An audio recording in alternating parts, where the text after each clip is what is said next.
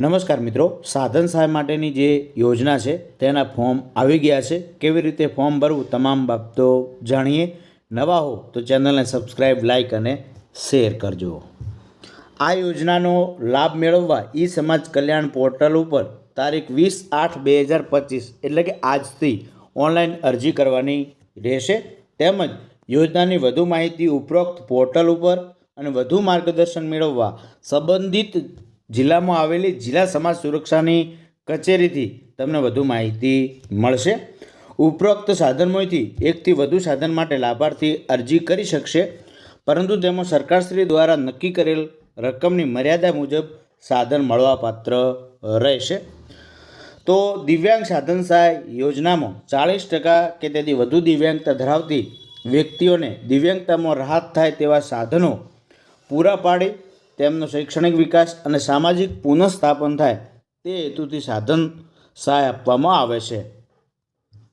જેની અંદર અહીં લખેલી છે કેટેગરી: અંધત્વ તો smart cane, smart phone, visual impaired kit, Braille kit.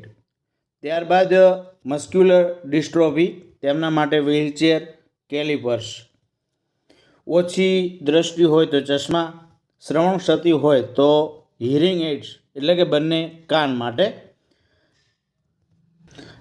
માનસિક રોગ તો TLM કિટ ઉંમર પ્રમાણે.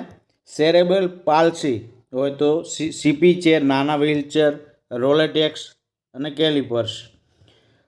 ત્યારબાદ લોકો મોટર દિવ્યાંગતા હોય તો વ્હીલચેર, ટ્રાયસિકલ, વોકિંગ સ્ટિક એ મળતા હોય છે. કુષ્ઠરોગ મુક્ત વ્યક્તિ તો ADL કિટ, સેલ ફોન મળતા હોય છે.